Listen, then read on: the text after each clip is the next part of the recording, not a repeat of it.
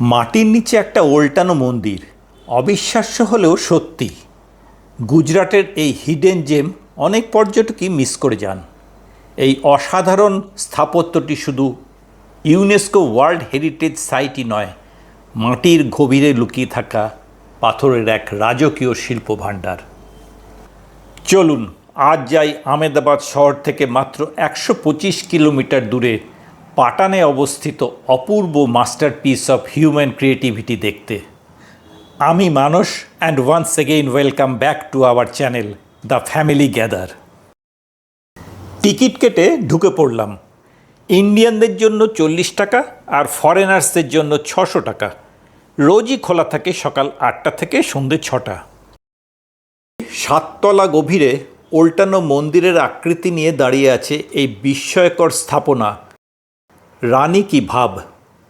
সামনে থেকে দেখলে বোঝাই যায় না যে মাটির নিচে রয়েছে এই বিশাল আর্কিটেকচার। একাদশ শতাব্দীতে চালুক্য রাজবংশের সময় গুজরাটের শুষ্ক অঞ্চলে মূলত জল সংরক্ষণের জন্য তৈরি করা হয় এই স্টেপওয়েল। এটি একটি আর্কিওলজিক্যাল সাইট। 2014 সাল থেকে এটি আর্কিওলজিক্যাল সার্ভে অফ ইন্ডিয়ার তত্ত্বাবধানে রয়েছে। 1063 সালে চালুক্য রাজা প্রথম ভীমের পত্নী রানী উদয়মতী তার স্বামীর স্মৃতির উদ্দেশ্যে এই কুয়ো বা ভাবটি নির্মাণ করেন। নিঃসন্দেহে ভারতের অন্যতম অসাধারণ ও অনন্য স্মারক। একটি সোপান কূপ বা স্টেপওয়েলকে এত বিশাল শিল্প সমৃদ্ধ ও স্মৃতিসৌধের মর্যাদায় গড়ে তোলার দৃষ্টান্ত সত্যিই বিরল।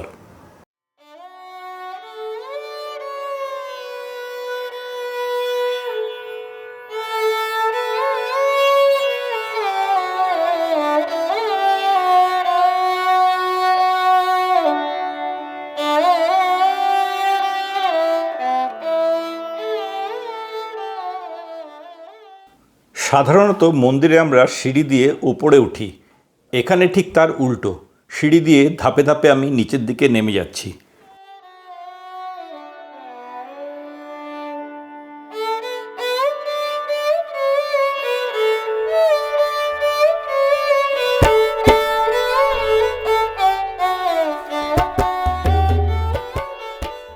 চারিদিকে কি নিখুঁত পাথরের খোদাই।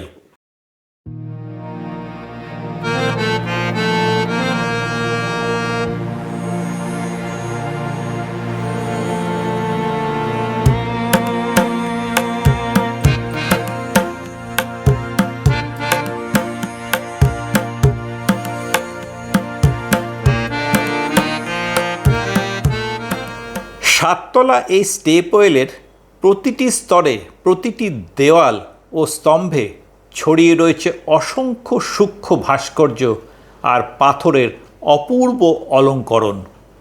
ইউনেস্কোর হিসাব অনুযায়ী এখানে 500রও বেশি প্রধান ভাস্কর্য এবং 1000-এরও বেশি ছোট ছোট ভাস্কর্য রয়েছে।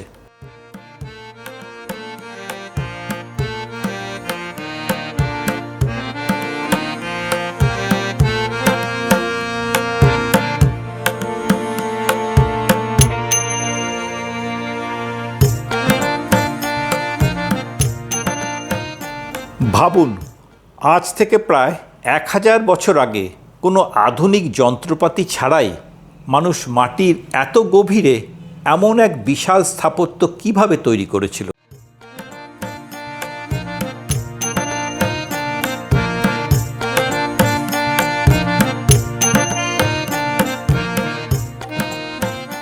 এক একতলা নামছি আর চোখে পড়ছে ভাস্কর্যের সমাহার। ভাবুন তো, 65 মিটার লম্বা, 20 মিটার চওড়া ও 28 মিটার গভীরে এক অবিশ্বাস্য স্মৃতিসৌধ।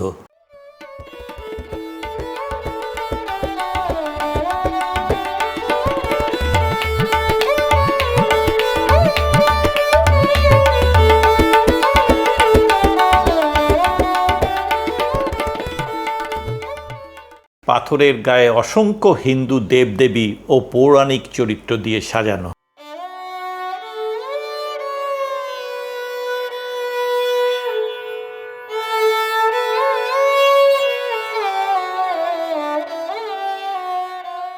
ইউনেস্কো যে designed as an inverted temple বা উল্টানো মন্দিরের সঙ্গে তুলনা করেছে, সেটা নিজের চোখে না দেখলে কেন এমন বলা হয়েছে তা সত্যি বোঝা যেত না। সরস্বতী নদীর তীরে অবস্থিত হওয়ায় 1300 শতাব্দীর দিকে ভূপ্রাকৃতিক পরিবর্তনে নদীর গতিপথ বদলে যায়, যার ফলে প্রবল বন্যা ও পলিতে ধীরে ধীরে এই রানী কি ভাব সম্পূর্ণরূপে মাটির নিচে চাপা পড়ে হারিয়ে যায়। কিন্তু প্রকৃতির এই বিপর্যয়ই আবার এই স্থাপনাকে একটা অদ্ভুতভাবে রক্ষা করেছিল। পলিমাটির নিচে চাপা পড়ে যাওয়ায় রানী কি ভাবের স্থাপত্য ও অসংখ্য ভাস্কর্য বহিঃশত্রুর আক্রমণ আর ধ্বংসের হাত থেকে আশ্চর্যজনকভাবে রক্ষা পায়। তাই শত শত বছর পরেও এর সৌন্দর্য আজও অক্ষত।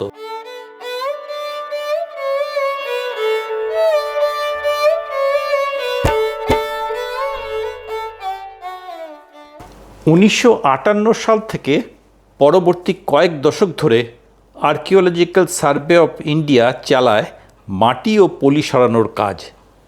এই দীর্ঘ প্রত্নতাত্ত্বিক খনন ও নিখুঁত সংরক্ষণের ফলে বিংশ শতাব্দীর মাঝামাঝি ধীরে ধীরে মাটির নিচ থেকে বেরিয়ে আসে এই অসাধারণ স্থাপত্য, যেটা আজ আমরা দেখতে পাচ্ছি।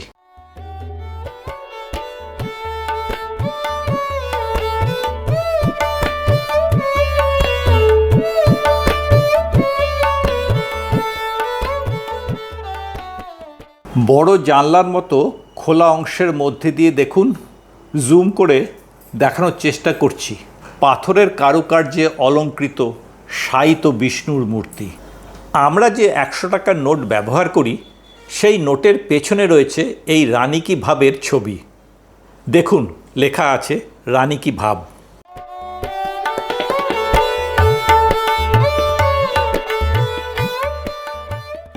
আমেদাবাদ ভ্রমণের সঙ্গে মাত্র একটি দিন এক্সট্রা রেখে এই 7 তলার অপূর্ব আর্কিটেকচারাল হেরিটেজ দেখবার সুযোগ একেবারেই হাতছাড়া করবেন না।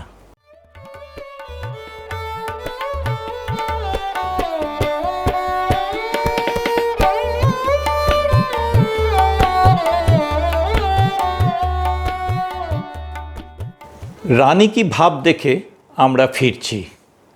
মনে হচ্ছে সন্ধে হয়ে যাবে। আমাদের আজকের লাস্ট ডেস্টিনেশন আমেদাবাদের এক আকর্ষণীয় ট্যুরিস্ট স্পট অটল ব্রিজ। চলে এলাম অটল ব্রিজের কাছে। আমেদাবাদ জাংশন রেলওয়ে স্টেশন থেকে এই ব্রিজের দূরত্ব মাত্র 6 কিলোমিটার। প্রাক্তন প্রধানমন্ত্রী অটল বিহারী বাজপেয়ীর নামেই এই ব্রিজের নামকরণ।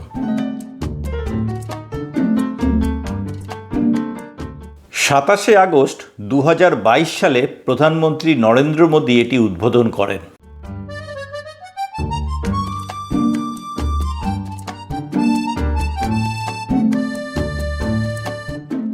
আমেদাবাদের সবরমতী নদীর পূর্ব ও পশ্চিম পার্কে সংযুক্ত করেছে এই সেতু। আর সেতুটির অনন্য নকশা আমেদাবাদের বিখ্যাত ঘুড়ি উৎসব উত্তরায়ণের থিম থেকে অনুপ্রাণিত হয়ে তৈরি করা হয়েছে। এই সেতুটি প্রায় 300 মিটার দৈর্ঘ্য এবং প্রস্থে 10 থেকে 14 মিটারের মধ্যে। দূর থেকে দেখলে মনে হবে লাল, নীল, হলদে, সবুজ নানা রঙের এক টুকরো রামধনু যেন মাটির দিকে নেমে এসেছে।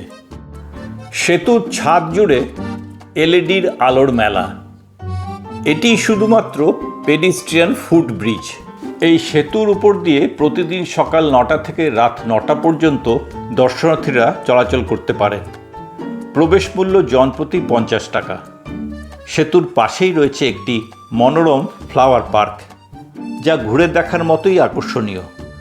তবে সেতু ও ফ্লাওয়ার পার্ক দুটি স্থান একসঙ্গে ভ্রমণ করতে চাইলে টিকিটের মূল্য জনপ্রতি 70 টাকা। এখানে সবরমতী রিভার ক্রুজেরও ব্যবস্থা আছে। সেটা চেপে আপনারা ফুল ডে প্যাকেজ অথবা শুধু সন্ধ্যে থেকে রাত্রিটা এনজয় করতে পারেন। দেখুন ব্রিজের ওপর থেকে নদীর বিউটি। ফুটব্রিজের নিচ দিয়ে দুধারের রিভার ফ্রন্টের পাশ দিয়ে তৈরি হচ্ছে সুন্দর একটি ওয়াকওয়ে। এখান দিয়েও আপনারা হেঁটে ঘুরতে পারেন কিংবা বসে উপভোগ করতে পারেন সবরমতী নদী আর অটল ব্রিজের মনোরম সৌন্দর্য। আমেদাবাদে বেড়াতে এলে অটল ব্রিজ সন্ধেবেলায় দেখতে আসবেন। আজকের ব্লগ এখানেই শেষ। দেখা হবে আবার গুজরাট ভ্রমণের নেক্সট ট্যুরিস্ট স্পটে। ভালো থাকবেন। ধন্যবাদ।